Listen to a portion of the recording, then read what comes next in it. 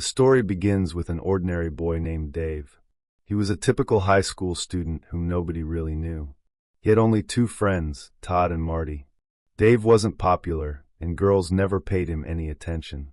Despite that, he had a huge crush on a girl named Katie. Dave also loved reading comic books. One day, while chatting with his friends, Dave raised a curious question. Why has no one ever become a real-life superhero?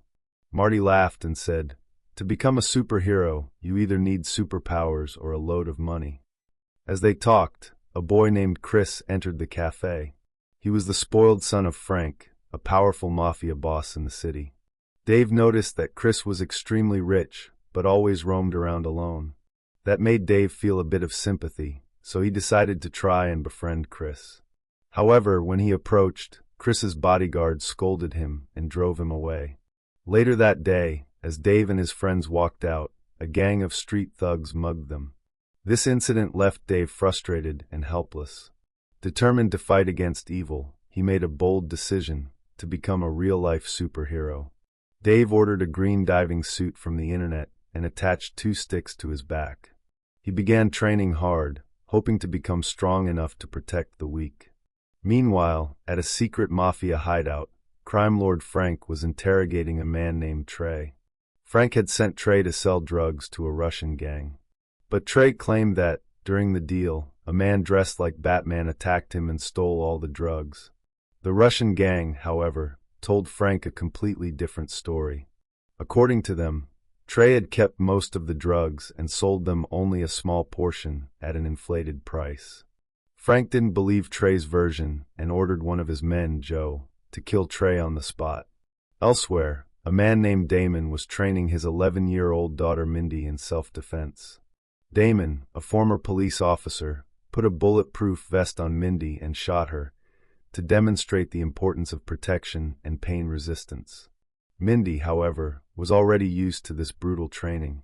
Back to Dave, he was still training to become a superhero, but jumping off rooftops terrified him. One day, he saw the same gang that had mugged him earlier trying to steal a car. Gathering his courage, Dave put on his suit and attacked them. But things didn't go well. The thugs stabbed him and ran off. To make matters worse, a car hit Dave and drove off, leaving him critically injured. Thankfully, some passers-by called an ambulance, and Dave was rushed to the hospital. His injuries were severe, and he underwent surgery, which resulted in metal plates being implanted in his body. Additionally, his nerve damage made him almost immune to pain, a strange but useful side effect. A few days later, Joe informed Frank that Trey had been spotted selling drugs again. Realizing the Russian gang had lied, Frank was furious and ordered Joe to retrieve the stolen drugs. The next day, Joe captured the Russian gang's boss. When the boss confirmed Trey was still selling drugs, Joe stuffed him into a large microwave oven and killed him. Meanwhile, Dave returned to school with his upgraded body. Surprisingly, Katie spoke to him and even asked him out on a date. Dave was stunned and shared the news with his friends. Marty revealed that the entire school believed Dave was gay, which is why Katie felt comfortable approaching him. Dave was shocked but didn't protest. He was just happy to be close to her. Dave continued his superhero journey and adopted the name Kick-Ass. One day, while sitting in a restaurant with Katie, she complained about a guy named Rasul who was constantly harassing her. Dave got angry and advised her to seek help from Kick-Ass. That night, Kick-Ass confronted Rasul and his gang, telling them to stay away from Katie. Unfortunately, the thugs beat him up badly. Just when things seemed grim, a masked girl arrived and saved Kick-Ass.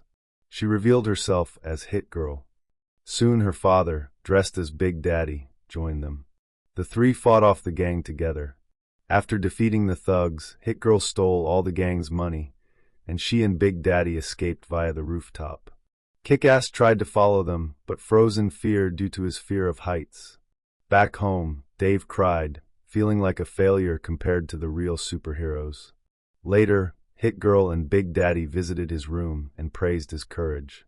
Big Daddy told him that he could become a true superhero if he trained with all his heart.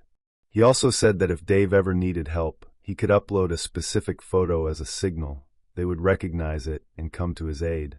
Inspired, Dave resumed his superhero training. Meanwhile, Joe showed Frank a blurry photo captured during the drug theft. The image showed a man's back, resembling a superhero. Since Frank only knew of Kick-Ass, he assumed he was the culprit. In reality, Big Daddy and Hit Girl had kidnapped one of Frank's men, Cody, and tortured him for information about Frank's drug operations. After extracting all the intel, they killed Cody. At the same time, a police officer named Marcus searched Damon's house and discovered a large cache of weapons. It was revealed that Damon and Frank were once colleagues in the police force. Frank had framed Damon in a false case, leading to his imprisonment. Damon's wife went into depression and eventually died. Fueled by revenge, Damon began training in secret. Upon release, he trained his daughter Mindy to join him in his mission. Back to Frank's office. One day, he mistakenly killed a man dressed as Kick-Ass, only to realize later that it wasn't the real one. This deeply disturbed him. Unbeknownst to him, his son Chris had overheard everything and came up with a plan. Chris decided to become a superhero named Red Mist, to get close to Kick-Ass and use him to find Big Daddy. Chris put his plan into action and soon gained media attention. He contacted Kick-Ass through his online fan page, and the two met in person. Red Mist suggested teaming up to help people. Kick-Ass, impressed by Red Mist's flashy car and confidence, agreed. They soon visited Frank's warehouse but found it ablaze. Red Mist rescued a teddy bear from the fire and left with Kick-Ass. What Dave didn't know was that the teddy bear had a hidden camera inside. Later, Red Mist showed the footage to Frank, revealing that Big Daddy had killed everyone and set the warehouse on fire. Frank realized that his true enemy wasn't Kick-Ass, but Big Daddy. Frank then instructed Chris to use Kick-Ass to lure Big Daddy into a trap. Meanwhile, after the warehouse incident, Dave began to doubt himself and considered quitting. But then, he received desperate emails from Red Mist, begging for help. Dave donned his suit once more and agreed to meet him. Red Mist lied that they were being blamed for the warehouse deaths and needed Big Daddy's help to clear their names. Trusting him, Kick-Ass sent out the special signal. Damon and Mindy saw the signal and invited Dave to their hideout. Red Mist and Kick-Ass arrived at the hideout, followed secretly by Frank's men. Though Big Daddy had some doubts about Red Mist, he still let them in. That proved to be a mistake. Red Mist shot Hit Girl, and Frank's men stormed in, knocking out both Big Daddy and Kick-Ass. Meanwhile, a live video was being broadcast online, where Frank's thugs tied up Big Daddy and Kick-Ass. They poured kerosene on Big Daddy, and prepared to light him on fire. But suddenly Hit Girl stood up. She had worn a bulletproof vest and survived. She turned off the lights and used her night vision goggles to launch a brutal assault. In the chaos, one thug set Big Daddy on fire. Though fatally injured, Big Daddy continued to guide his daughter. After defeating all the enemies, Hit Girl extinguished the flames, but it was too late. With heavy tears, she bid farewell to her father. Later, she rescued Kick-Ass and took him home. Together, they vowed to avenge Damon's death. Mindy disguised herself as a schoolgirl and infiltrated Frank's office. Since no one recognized her, the guards let her in. Suddenly, she pulled out a gun and shot one of them in the mouth. She then went on a rampage, killing every guard in her path. Wearing her Hit Girl costume again, she headed toward Frank's room, eliminating enemies with unmatched bravery. But eventually, she ran out of bullets and was surrounded. Just when it seemed like the end for her,